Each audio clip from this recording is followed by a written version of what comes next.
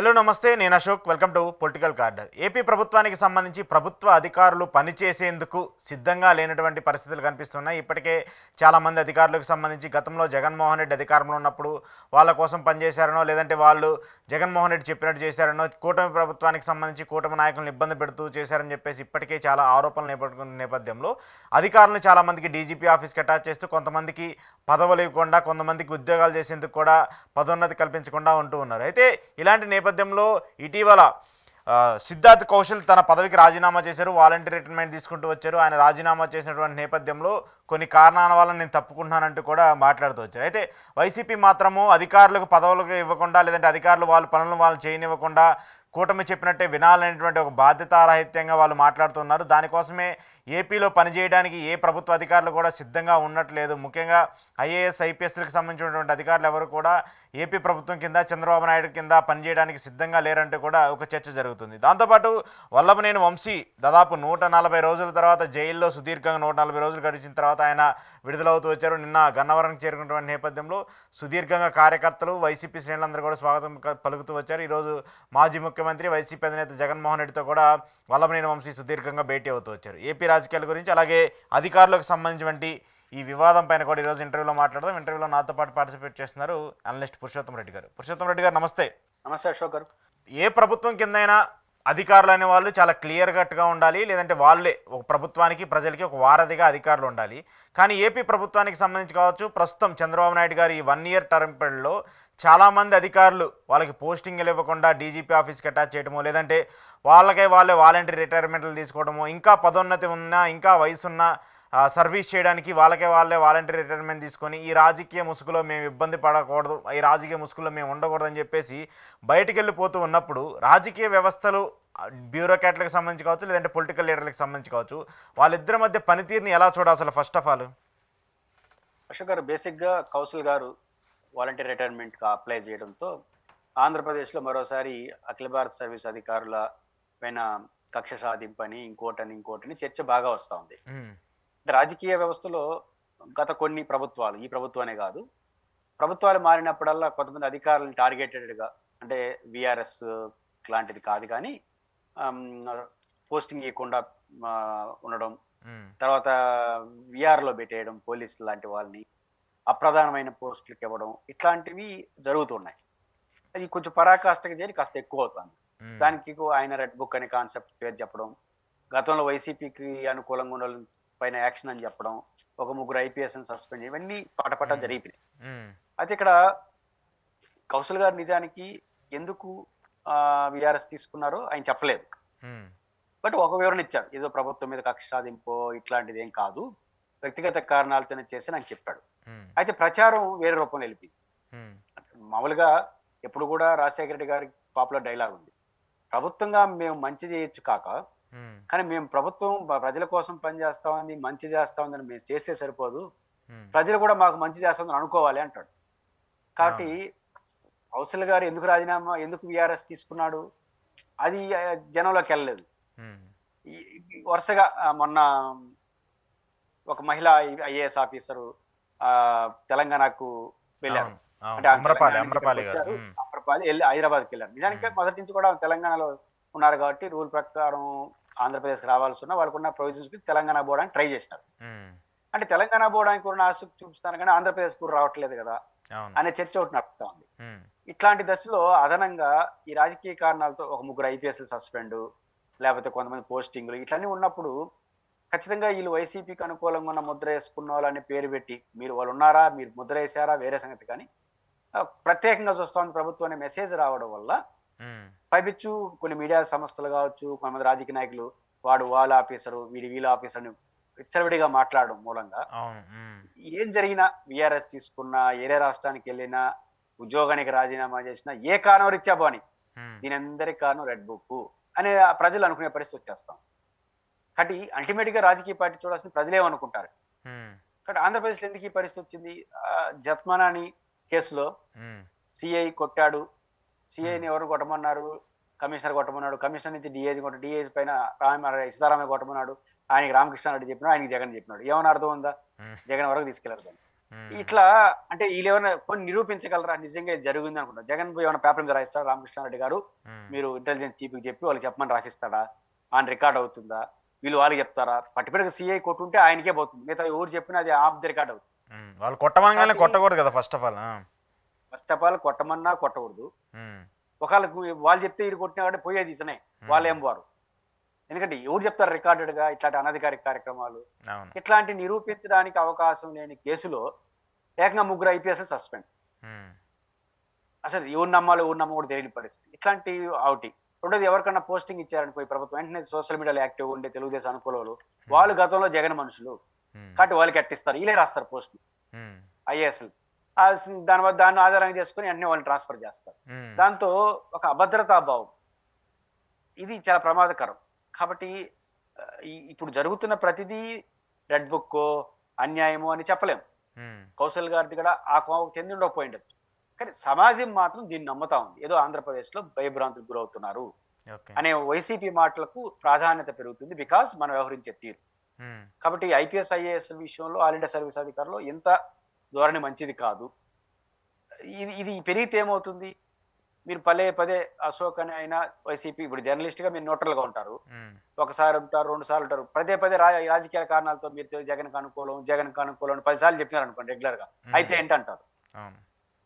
ఉన్న ఆయన కూడా కోరిక వస్తుంది, ఇంకెంత అన్న తర్వాత ఇంకేముంది అనుకుంటారు. ఉమ్, ఎట్లా వేశారు కదా ముద్రాన్ని. అట్లా ఐఏఎస్ ఐపీఎస్లు కూడా వాళ్ళు జగన్ ఐఏఎస్లు జగన్ ఐపీఎస్లు రోజు డిబేట్లు పెట్టి పేర్లు పెట్టిన తర్వాత ఇంత జరిగింది, ఆ కానీ ఎట్టా అవకాశం లేదు, వాళ్ళకి అనుకూలంగా ఉందంటే వాళ్ళు నెగటివ్ అయిపోతారు. ఉమ్, రేపు తెలుగుదేశానికి అనుకూలంగా ముద్ర ఉండే వాళ్ళు ఒక బ్యాచ్ ఉంటారు, వాళ్ళకి ఖచ్చితంగా. ఒక భయం ఉమ్, వస్తుంది. ఉమ్, తప్పు చేసినా చేయకపోయినా మనం వాళ్ళకి అనుకూలంగా ఉన్నారని పేరుతో వీళ్ళు అన్న తర్వాత వీళ్ళకి అనుకూలంగా పెడితే రేపు మన వాళ్ళు ఇబ్బంది పెట్టరా, మనకి ఎందుకు పంచాయతీని వాళ్ళు గుమ్మనైపోతారు. ఎవరో 10% విచ్చలవిడికి పోవచ్చు, ఎక్కువ మంది ఉమ్, ఇంకా న్యూట్రల్ ఉండేవాళ్ళు కూడా ఇది ఎందుకు కర్మ, మన రూల్ ప్రకారం పాటిస్తే పోతుందా, చేస్తే అవుతుంది వాళ్ళు అవుతారు. అంటే ఒక నిర్లిప్తత, ఉమ్, ఒక సహాయ నిరాకరణ ఎక్కువైపోతుంది. కాబట్టి ఇది స్వల్పకాలం ఉండాలి. ఎవరైనా గత ప్రభుత్వంలో ఎక్కువ చేశారనుకున్నా, అసమర్థులు అనుకున్నా, కొంతకాలం న్యూట్రల్ గా పోస్టింగ్ లేకుండా చేసేంత వరకు యాక్సెప్టబుల్, ఓకే. చట్టం అని చెప్పను కానీ యాక్సెప్టబుల్. అదే సంవత్సరం అయిన తర్వాత కూడా అదే చర్చ నడుస్తూ ఉంటే, ఒక తప్పు చేస్తుంటే చట్టపరంగా యాక్షన్ తీసుకునేసేయండి. కానీ ఈ తరహా పరోక్షమైన ఇబ్బందులు అనేది ప్రభుత్వానికి నష్టం వస్తుంది. ఇట్లాంటి ఒక వాతావరణం కొన్ని వందల సంఖ్యలో, పైగా 100కు పైగా డిఎస్పీలు ఏఎస్పీలు పోస్టింగ్ లేకుండా వెయిట్ చేస్తారట అవును. ఇప్పుడు కూడా ఆంధ్రప్రదేశ్. సిఐలు ఎస్ఐల స్థాయిలో కూడా ఉన్నారు. ఉమ్, ఉన్నారు. ఇప్పుడు ఏమవ్వాలి, వాళ్ళకి జీతాలు కూడా రావు. ఉమ్, చిత్రం పోలీస్ డిపార్ట్మెంట్ లో ఉమ్, ఇప్పుడు ఏమవుతుంది, ఇవన్నీ చర్చనీయాంశం అయిన తర్వాత ఎవరు విఆర్ఎస్ తీసుకున్నా, ఎవరు రాజీనామా తీసుకున్నా, ఎవరు ట్రాన్స్ఫర్ అయిపోయినా, ఎవరు ఈ రాష్ట్రం వద్దని పక్కకు పోయినా, నిజానికి ఆమ్రపాలి హైదరాబాద్ లో అలవాటు పడ్డాడు, హైదరాబాద్ బాగుందని వెళ్ళిపోయింది ఆమె. ఆమె ప్రభుత్వం వ్యతిరేకత కాదు, కానీ ఏం చర్చ నడుస్తోంది, మంచి ఆఫీసులో అంతా వెళ్ళిపోయి వస్తారు అవును. అని వైసీపీ వాళ్ళు అంటారు, ప్రజలు నమ్ముతున్నారు. కారణం ఇవన్నీ కారణాలు. ఓకే. అంటే ప్రభుత్వం దీన్ని చూసి వాళ్ళ కారణంగా కౌశల్ గారు పోయొచ్చు, వాళ్ళ కారణంగా వారు ఎల్లుండకపోవచ్చు, కానీ బట్ అలాంటి ప్రచారం జరుగుతున్నప్పుడు ఎందుకు జరుగుతా ఉందా అని ఒకసారి ఆలోచించుకోవాల్సిన అవసరం అయితే ప్రభుత్వానికి. ఆ ప్రొజెక్షన్ అవుతుంది కదా. సరే, ఓకే, ఇదంతా కంటిన్యూ అవుతూ ఉంది. ఈరోజు ఎలక్షన్ కమిషన్కి సంబంధించి ఈరోజు వైవి సుబ్బారెడ్డి గారు కావచ్చు, మిథున్ రెడ్డి గారు కావచ్చు, వైసీపీ పార్లమెంటరీ అలాగే రాజ్యసభకు సంబంధించినటువంటి ఎంపీలందరూ ఎలక్షన్ కమిషన్కి సమావేశానికి హాజరయ్యారు. వాళ్ళు కొన్ని డౌట్స్ కూడా రైజ్ చేస్తూ వచ్చారు. సార్, ఈవీఎంకి సంబంధించిన అంశాలు కావచ్చు, మొన్న ఎన్నికలకు సంబంధించి వైసీపీకి వచ్చినటువంటి ఓట్లకు సంబంధించిన అంశాలు కూడా కావచ్చు. అయితే వైసీపీ ఒక కొత్త ప్రతిపాదన కాదు, ఆల్రెడీ ఉన్న ప్రతిపాదనే చాలామంది మాట్లాడుతూ మళ్ళీ బ్యాలెట్ని తీసుకురండి, ఈవీఎంలకు సంబంధించి ఒక గందరగోళం నడుస్తుంది కదా అనేటువంటి అంశాన్ని కూడా తీసుకొస్తూ వచ్చారు. అట్లానే గతంలో ఎన్నికలు జరిగినటువంటి నేపథ్యంలో వైసీపీ ఓడిపోవడానికి గల కారణాలను కూడా ఈసీకి వివరిస్తూ వచ్చారు. సో ఈ పరిణామాలను చూసినప్పుడు ఎలా చూడాలి? వైఎస్ఆర్ కాంగ్రెస్ పార్టీ ఈ రోజు ఎలక్షన్ కమిషన్ కలిసింది. బహుశా ఎలక్షన్ కమిషన్ ఇన్విటేషన్ మేరకే కలిసినట్టున్నారు. అవును. అంటే వాళ్ళ గతంలో చాలా రోజుల నుంచి ఆరోపణలు, ఈ పని ఎలక్షన్ వచ్చిన రిజల్ట్స్ వచ్చి ఆరోపణ వచ్చినప్పుడు చేస్తుంటే చాలా బాగుండేది. ఓకే. ఎందుకంటే రాజకీయ వ్యవస్థ అంటే పార్టీలు, ఎలక్షన్స్, వీటిలో పోటీదారులకి రెఫరీ పైన నమ్మకం ఉండాలి. మనం కబడ్డీ పోటీలు పెడతాం, రెఫరీ రూల్ ప్రకారం పోతాడని నమ్మినప్పుడే ఇరు జట్లకి విశ్వాసం ఉంటుంది. రెఫరీ పచ్చిపాతం ఉన్న తర్వాత ఎవడు గెలిచి ఎవడు అన్ని అనుమానాలు వచ్చేస్తాయి. ఎలక్షన్ కమిషన్ కూడా జస్ట్ లైక్ రెఫరీ లాంటిదే కదా. పార్టీలు పోరాడతాయి, పార్టీల మధ్య ఎన్నికలు ఉంటాయి, ఇన్ని ఎన్నికలు బట్టి ఎవరు విజయంతో తేలుస్తారు. మీ మీద అనుమానాలు వచ్చేసినా, మీ పట్ల విశ్వాసం కోల్పోతే ఇంకా ప్రజాస్వామ్యం ఆడు ఉంటుంది. అంటే ఎలక్షన్ కమిషన్ మీద ఎప్పుడు ఆరోపణలు వచ్చినా, ఎప్పుడు విమర్శ వచ్చినా నివృత్తి చేయాల్సిన బాధ్యత ఎలక్షన్ కమిషన్‌ది. ఓకే. ఈ దఫా జరిగిన ఎన్నికల్లో వచ్చిన విపరీత ఆరోపణలు. ఓటింగ్ సమయం ముగిసే నాటికి తర్వాత 5 గంటల తర్వాత క్యూ లైన్‌లో ఉండే వాళ్ళందరికీ ఓటింగ్ ఏసే పేరుతో 10% పైగా పెరిగిపోయిందని వచ్చి విమర్శలు వచ్చినప్పుడు సమాధానం చెప్పాలి. అదే విధంగా మాకు సరైన ఓట్లు పడలేదు అనే వైసీపీ ఆరోపణలు వచ్చినప్పుడు సమాధానం చెప్పాలి. బ్యాటరీ ఓటింగ్ జరిగిన రోజుకి తర్వాత ఒక నెల రోజుల పాటు స్ట్రాంగ్ రూమ్‌లో పెట్టిన తర్వాత బయటికి తీస్తే బ్యాటరీ పెరగడం ఏంటి అనే దానిపైన సమాధానం చెప్పాలి. అంటే ఏదైనా సరే అప్పుడే సమాధానం చెప్పుంటే బాగుండేది. అందుకు భిన్నంగా వ్యవహరించడం వల్ల ప్రతిపక్షాల ఆరోపణలకు బలం చేకూరుస్తూ వస్తున్నాయి. 2 ఈరోజు వైసీపీ బ్యాలెట్ పేపర్ అడుగుతుంది. సాధారణంగా బ్యాలెట్ పేపర్ ప్రజలు వద్దులే అంటారు. ఎందుకంటే ఆధునిక కాలంలో ఎలక్ట్రానిక్ యుగం వచ్చింది కాబట్టి. ఎప్పుడైతే ఎలక్షన్ కమిషన్ ప్రాపర్ గా రియాక్ట్ కాకపోవడం, అనుమానాలు పెరగడం వల్ల వైసీపీ బ్యాలెట్ పేపర్ కి విలువ పెరుగుతా ఉంది. ఎప్పుడు పెరుగుతుంది విలువ వైసీపీ బ్యాలెట్ కి? దాని మీద అవిశ్వాసం వస్తేనే. అవిశ్వాసం పెరుగుతా ఉంది. కారణాలు ఏంటి? ఇప్పుడు ఉదాహరణకు హిందూపురం ఎక్కడో వైసీపీకి ఒక చోట ఒక ఓటు వచ్చింది. పాయింట్ ఏంటంటే వైసీపీ రెండింటికి ఎంపీకి పోటీ చేసింది, ఎమ్మెల్యేకి పోటీ చేసింది. ఎమ్మెల్యేకి ఒక ఏజెంట్, ఒక రిలీవ్ ఏజెంట్ ఉంటాడు. ఎంపీకి ఒక ఏజెంట్, ఒకే పోలింగ్ బూత్. ఈ నలుగురు ఓటర్లు కూడా ఓటు హక్కు లేనివాడికి ఆ పోలింగ్ బూత్ లో ఏజెంట్ గా అలో చేయరు. నేనేమంటా అంటే వరస్ట్ కండిషన్ లో ఏజెంట్ అయినా ఓటేస్తారు కదా. అంటే కనీసం 4 ఓట్లు అయితే పడాలి కదా. ఒక ఓటు పడడం ఏంటంటే ఏజెంట్ కూడా ఓటేయలేదు వైసీపీకి. అది ఎలా సాధ్యం? కాబట్టి ఏజెంట్లు అంటే అన్నిటికీ తెగించిన వాళ్ళు ఆ పార్టీ తరఫున అమ్ముతారు జనం. కాబట్టి ఇట్లాంటి అనుమానాలు వచ్చినప్పుడు జరిగింది ఇదని చెప్పాలి. ఇవన్నీ సాంకేతిక అంశాలు నివృత్తి చేయాలి. పైపెచ్చు ఎలక్షన్ కమిషన్ వ్యవహారం వాళ్ళ పైన అనుమానాలు పెరగడానికి కారణం ఏంటంటే మీరు ఓటేసిన తర్వాత దేన్ని చూసి మీకు పలానా పార్టీకి నిర్ధారణకు వస్తారు? ఎలక్ట్రానిక్ మిషన్ చూసి మీరు నిర్ధారణకు రారు. ఎలక్ట్రానిక్ వివి ఫ్యాడ్లు చూసి నిర్ధారణకు వస్తారు. మనం ఎవరికి ఓటేసాం, వైసీపీకి వేసామా, తెలుగుదేశం మిషన్ నొక్కుతాము. ఈవీ ఫ్యాడ్ లో కనపడుతుంది నువ్వు ఎవరు ఓటేసావరన్నా 10 సెకండ్లు. దాన్ని చూసే నిర్ధారణకు వస్తాం. ఈ ఈవీ ఫ్యాడ్లని 20 రోజులు కాల్చిపారేయడం ఏంటి? ఏం మీకేమైనా భారం? అది స్ట్రాంగ్ రూమ్ లో ఉంటాయి కదా. ఇప్పుడు మీరు నేను అభ్యర్థిగా పోటీ చేసిన కంప్లైంట్ విచారణ ఎడ చేస్తారు? ఎలక్ట్రానిక్ మిషన్ లో 100 ఓట్లు వైసీపీకి వచ్చి ఈవీ ఫ్యాడ్ లో తేడా వస్తే ఏదో తేడా వచ్చినట్టు. నువ్వు ఏదైతే నిర్ధారణ చేయడానికి ఒక వెపన్ గా, ఒక ఆధారంగా పెట్టుకున్నావో ఐవీ ఫ్యాడ్లు కాల్చేసినావు, ఇంకేం విచారిస్తావు? కాబట్టి ఎలక్షన్ కమిషన్ ప్రాపర్ రియాక్ట్ కాకపోవడం, వచ్చిన ఆరోపణలు ప్రాపర్ గా నివృత్తి చేయకపోవడం, నివృత్తి చేసే అవకాశం ఈవీ ప్యాడ్లను తగలబెట్టడం అంటే డిస్మాల్ చేసేయడం, అది ఇవన్నీ అనుమానాలకు బలం చేకూరుస్తాయి. నేనేం ఈవీ ప్యాడ్ల వల్ల తెలుగుదేశం గెలిచింది, సారీ ఈవీ మిషన్ గెలిచింది, వైసీపీ ఓడిపోయిందని నేను అనట్లేదు. బట్ వాళ్ళు అంటున్న ఆరోపణలకు బలం చేకూర్చారు ఎలక్షన్ కమిషన్. కాబట్టి ఎలక్షన్ కమిషన్ వ్యవహరిస్తున్న తీరు వైసీపీ ఆరోపణలకు బలం చేకూరుస్తున్నాయి. కాబట్టి సహజంగా ఎలక్షన్ కమిషన్ తీరు మార్చుకోకపోతే ఎట్లా మారదు కాబట్టి బ్యాలెట్ పేపర్ పెట్టమని అంటాం. కాబట్టి వైసీపీ డిమాండ్ ప్రాధాన్యత పెరగడానికి ఎలక్షన్ కమిషన్ యొక్క నిర్లక్ష్యం, నిర్లిప్తే కారణంగా నాకు కనిపిస్తుంది. ఓకే. సరే, కంక్లూడ్ చేస్తూ వల్లభనేని వంశీ గారు దాదాపు 140 రోజులకు పైగా జైల్లో ఉండి వివిధ కేసులను ఎదుర్కొని ఎట్టకేలకు నిన్న బయటకు వచ్చారు. బయటకు వచ్చిన తర్వాత వైసీపీ అధినేత జగన్మోహన్ రెడ్డి గారిని ఈరోజు తాడేపల్లి నివాసంలో కలిశారు. సుదీర్ఘంగా ఈ 140 రోజులు ఆయన జైల్లో ఉన్నటువంటి పరిస్థితులు కావచ్చు, రాజకీయాలకు సంబంధించిన అంశాలు కావచ్చు, ఆయన నియోజకవర్గానికి సంబంధించిన విషయాల మీద కూడా సుదీర్ఘంగా చర్చించినట్టు తెలుస్తూ ఉంది. తదుపరి రాజకీయంగా ఎలాంటి నిర్ణయాలు తీసుకోవాలి ఏంటనేది కూడా వంశీ గారికి సంబంధించి జగన్మోహన్ రెడ్డి గారికి మధ్య చర్చ కూడా జరిగినట్టు తెలుస్తుంది. సో ఆయన రిలీజ్ని ఆపాలని చెప్పేసి కూటమి ప్రభుత్వం మళ్ళీ సుప్రీంకోర్టుకు వెళ్ళింది. సుప్రీంకోర్టులో ఆయన బెయిల్ పిటిషన్ని క్యాన్సిల్ చేయాలని చెప్పి సుప్రీంకోర్టు మళ్ళీ చివాట్లు పెట్టి అసలు అది ఎలా రద్దు చేస్తారు, ఇప్పటికీ ఆయన ఇన్ని రోజులు జైల్లో ఉన్నారు, అప్పటికి మీరు కొత్త కేసులు పెట్టారని చెప్పి సుప్రీంకోర్టు మరొక వ్యాఖ్యలు చేస్తూ అసలు ఆ రద్దు చేయడానికి కుదరదు అంటే అసలు ఆ పిల్నే సస్పెండ్ చేసింది. ఈ పరిణామాలన్నీ చూసినప్పుడు వంశీ గారి విడుదల ఆయనకి కావచ్చు, వైసీపీకి కావచ్చు, ఎలాంటి బూస్ట్ ఇస్తుంది? వల్లభనేని వంశీ గారిని అరెస్ట్ చేసినప్పుడు మనమే ఇంటర్వ్యూలో ఫస్ట్ రియాక్షన్ ఏంటి? ఇది ఊహించిందే. అవును, ఒక రకంగా వల్లభనేని వంశీ గారి స్వయంకృత అపరాధం. ఇదే మనలాంటి వాళ్ళందరూ చెప్పిన మాట. అలాంటిది మార్చి వరకు ఈ రోజు ఏమైంది, అంత అవసరమా అనిపించింది. As a day 1 Vallabhaneni Vamsi గారిది స్వయంకృత అపరాధం. ఇది అంటే అరెస్ట్ చేస్తాను ఊహించిందే. ఇది సమాజం అంతా ఇట్లా అభిప్రాయంతో ఉంది. కానీ మెల్లగా ఏమవుతోంది, ఈరోజు ఆ కేసు సంబంధం లేని కేసు, ఆ పీటీ వారెంట్లు 40 రోజులు, 60 రోజులు, 140 రోజులు, ఇవన్నీ ఏడి దారి తీసాయంటే ఇంత అవసరమా? నెగిటివ్ అయింది. ఒకే కేసులో సహజం అన్న కేసు కాస్త అసహజం ఎందుకు మారింది? ప్రజలందరూ వల్లభనేని వంశీ గారిని ఎందుకు అరెస్ట్ చేశారు అనుకుంటున్నారు?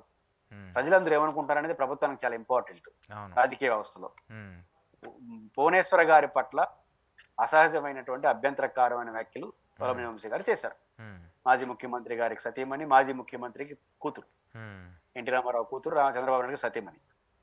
ఒక ఒక పర్సనాలిటీ వారు భువనేశ్వర్ గారు. ఉమ్, వారి పట్ల ఆయన చేసిన అనుచిత వ్యాఖ్యలు సమాజం మొత్తం వ్యతిరేకించింది. తెలుగుదేశాన్ని అభినందించే వాళ్ళు వ్యతిరేకించారు, దాన్ని వ్యతిరేకించే తెలుగుదేశాన్ని విభేదించే వాళ్ళు కూడా ఈ విషయంలో తప్పు అనుకున్నారు. ఉమ్, ఉమ్, అట్లాంటి చేసినప్పుడు అలాంటి పార్టీ మళ్ళీ గెలిచినప్పుడు సహజంగా అరెస్టులు ఇట్లాంటివి వెళ్తుంది ప్రభుత్వం అనేది అందరూ అనుకున్నారు. ఉమ్, పెద్ద వ్యతిరేకత కూడా రాలేదు. ఉమ్, కానీ మనం పెట్టిన కేసులన్నీ ఏంటి, ఏదో విచిత్రమైన కేసు అంటే దాంట్లో ఆయన బాధ్యులు అవునా కాదనేది విచారణలో తేలుతుంది. ఒకదానిపైన ఒకదాని నిజంగా ఆయన తప్పు చేశాడా లేదా కూడా ప్రజలు చూడట్లా. ఉమ్, ఎక్కువ రోజులు జైల్లో పెట్టడం కోసం ఇవన్నీ పెట్టారనుకుంటాం. అవును. ఇది ప్రభుత్వానికి చెడ్డ పేరు వస్తుంది. ఉమ్, అంటే అర్థం ఏంటి, 7 సంవత్సరాలు లోబడి శిక్ష పడే సెక్షన్ల కింద నమోదైతే 60 రోజుల్లో బెయిల్ వేయాలి. ఉమ్, 7 సంవత్సరాలు ఆ పైన ఇచ్చే శిక్ష పడే కేసు అయితే 90 రోజుల్లో బెయిల్ వేయాలి. మరి 140 రోజులు ఎట్టున్నాడు? ఉమ్, ఒకదాని తర్వాత ఇట్లా ఎందుకు వచ్చినాయి? కాబట్టి కొత్త కేసులు విచారణలో కొత్త విషయాలు వస్తే అర్థం చేసుకుంటాం. ఉమ్, ఈ కేసు విచారణకు కొత్త కేసు రావడం అంటే ఏంటంటే ఇది అయిపోయినాక అది పెడతాం అన్నారు. ఓకే. కాబట్టి ఇవన్నీ చూసిన తర్వాత జనానికి ఓహో వీళ్ళు ఎక్కువ రోజులు జైల్లో పెట్టడం టార్గెట్ పెట్టుకుని అరెస్ట్ చేశారు అనే అభిప్రాయం అయితే వస్తారు కదా. ఉమ్, కాబట్టి ఈ ఈ అతి అనేది, ఈ అనవసరం అనేది సహజంగా భావించిన సమాజం ఎన్నికల్లో ఆయన బయట వచ్చే లోపల అసహజంగా మారిపోయింది. ఉమ్, అది ఒక రకం కొంత సానుభూతి కూడా పొలం నేను మరీ ఎంత ఇబ్బంది పెట్టాలనే వరకు వచ్చింది. అది ఇది ఏ ప్రభుత్వానికి అంత మంచిది కాదు. ఓకే. పైపిచ్చు మనకు లోకల్ గా కోర్టులో తీర్పు వచ్చింది, మళ్ళీ సుప్రీంకోర్టు పోవాలన్నా? ఉమ్, సుప్రీంకోర్టు మార్గదర్శకాలు ఉన్నాయి, అయినా కూడా దానికి ఎందుకు పోవాలి? కాబట్టి ఖచ్చితంగా ఇది వల్లభనేని వంశీ గారికి ఒక వారమో లేదా నెల రోజుల్లో విచారించి పంపించేస్తుంటే ప్రజలు వల్లభనేని వంశీ గారికి సానుభూతితో వచ్చి ఆయన కావాల్సిందే అనుకునేవారు కూడా ఉండరు. అవును. కానీ ఎప్పుడైతే 140 రోజులు పెట్టారో ఉమ్, ఖచ్చితంగా ఇది కావాలని చేసినారనే భావనకు దారితీస్తా ఉంది. ఉమ్, కాబట్టి ఎప్పుడు కూడా అసహనం, అతితో కూడుకున్న నిర్ణయాలు చేసే వాళ్ళకే నష్టం వస్తుంది, వాళ్ళు మంచి ఆటలు పక్కన పోతాయి ఉమ్, అనేది వల్లభనేని బయట వచ్చి ఇంకా వల్లభనేని వంశీని పట్టించుకోవట్లేదు, ఇంకా ఆయన తీసేస్తారు, ఆయన నియోజకవర్గం మార్చేస్తారు, ఏరియా ఇన్ఛార్జ్ అని పెడితే నేను అనుకుంటుంది ఉమ్, జగన్మోహన్ రెడ్డి గారికి సహసిద్ధమైన క్యారెక్టర్ ఏంటంటే, ఉమ్, సహజమైన క్యారెక్టర్ ఆయన ప్రతిపక్షంలో ఉన్నప్పుడు, ఆయన కష్టంలో ఉన్నప్పుడు, ఆయన కోసమా ఎవరి కోసం కాదు, ఆయన పార్టీలో ఉండే వాళ్ళు రిస్క్ తీసుకునే వాళ్ళని ఎవరిని ఆయన మర్చిపోడు. గతంలో వాళ్ళకి మీద భిన్నాభిప్రాయాలను కూడా మర్చిపోడు. ఉమ్, వాళ్ళు పక్క దారి పోతే చెప్పలేము. కాబట్టి వల్లభనేని వంశీ గారు చేసింది కరెక్టా తప్ప పక్కన పెడితే, ఉమ్, జగన్ గారు ఓడిపోయినప్పుడు జైలుకు పోయినారు. అవును. ఆ రిచ్చే చూసుకున్నప్పుడు ఇట్లాంటి విషయాలు జగన్ గారు చాలా బ్రాడ్గా ఉంటారు. ఉమ్, అంటే ఒక ఆయన ఎంత చూపైనా వైసీపీ తరపున పోయినాడు కాబట్టి నా కోసమే పోయినారు అనుకుంటాడు. ఉమ్, కానీ జగన్మోహన్ రెడ్డి కోసం నిలబడిన ఎవరిని కూడా ఆయన వదులుకోడు, ముఖ్యంగా అధికారంలోకి వచ్చిన తర్వాత. ఓకే. నేను పేర్లు చెప్పను కానీ మా జిల్లాలో ఉమ్, ఒక 2 అసెంబ్లీ సెగ్మెంట్ లో ఏం చెప్పారంటే వైసీపీ వాళ్ళు 2019 ఎన్నికలు, ఉమ్, ఈ ఎన్నికల్లో అశోక్ అయితే ఓడిపోతాడు, పురుషోత్తం అయితే బెటరు ఉమ్, అని చాలా విశ్వసించదగ్గ వ్యక్తిగా చెప్పినారు. ఓకే. కానీ అశోక్ అని ఆయనకి జగన్ కావాలి, ఆయన పార్టీ పెట్టినప్పటి నుంచి ఆయనతో ఉన్నాడు. ఉమ్, ఆయనకు కూడా తెలుసు అశోక్ ఓడిపోతాడు, పురుషోత్తం గెలుస్తాడు, ఓడిపోయినా అశోక్ పర్వాలేదు, ఆయనకి ఏమోనని చెప్పినాడు. ఇట్లాంటి రాష్ట్రంలో 10-15 ఉన్నాయి. అవును. కానీ విచిత్రం అంటే వాళ్ళు గెలిచిపోయినాడు, అది వేరే సంగతి. అంటే జగన్ గారి క్యారెక్టరు ఉమ్, ఆయన నమ్మిన వాళ్ళని వదులుకోడు, 2 ప్రతిపక్షంలో ఉన్నప్పుడు ఆయన తరపున పోరాడిన వాళ్ళు అసలు వదులుకోడు. అవును. ఈ 2 క్యారెక్టర్ల రీత్యా వల్లభనేని వంశీ గారు ఆయనకి ఆయన ఏమైనా డెసిషన్ తీసుకుంటే చెప్పలేను కానీ ఉమ్, ఖచ్చితంగా ఈ సమయంలో ఆయనకు అండగా ఉంటాడు, ఉమ్, ఆయన వదులుకోడు. అవసరమైతే వచ్చే ఎన్నికల్లో ఆయనే అభ్యర్థిగా ఉండే అవకాశాలు కూడా ఉంటాయి. జరుగుతుంది. వాళ్ళ భార్య కూడా మేము ఉంటాము, మేము మాట్లాడతామని చెప్పేసి చెప్తూ వచ్చారు కదా. ఇంకా బారు నిజానికి వల్లభనేని వంశీ గారిని కానీ అరెస్ట్ చేయకుండా ఉమ్, చేసిన పరిమితమైన కాలం అంటే చట్ట ప్రకారం ఉండాల్సిన కాలం వరకే కృత్రిమంగా సృష్టించుకోకుండా ఉండుంటే కొంత భయంగానే ఉంటారు. ఉమ్, ఒక వారం 10 రోజుల తర్వాత వచ్చేస్తున్నారు అనుకోండి ఈ కేసులో, మళ్ళీ ఏం కేసు పెడతారో ఏంటన్న భయం ఉండేది. భయపడ్డావు. ఉమ్, ఇంక నువ్వు అన్ని కేసులు పెట్టేసినావు, 140 రోజులు పెట్టేసినావు, ఆయనకి అలవాటు అయిపోయింది, ఇంటి వాళ్ళకి అలవాటు, ఉమ్, కాబట్టి ఇంకొంచెం స్ట్రాంగ్ అయిపోతారు. అవును. కాబట్టి వల్లభనేని వంశీ గారిని ఎక్కువ రోజులు పెట్టడం ద్వారా తెలుగుదేశం పరి అనవసరంగా నిందలు భరిస్తాం తప్ప ఇంకోటి కాదు. ఓకే. ఓకే. రైట్ సార్, చూద్దాం దీనికి సంబంధించిన పరిణామాలు ఎలా ఉంటాయి ఏంటంటే. థ్యాంక్ యూ పురుషోత్తం రెడ్డి గారు. ఇది పురుషోత్తం రెడ్డి గారితో ఈరోజు స్పెషల్ ఇంటర్వ్యూ. చూస్తూనే ఉండండి పొలిటికల్ కార్డ్.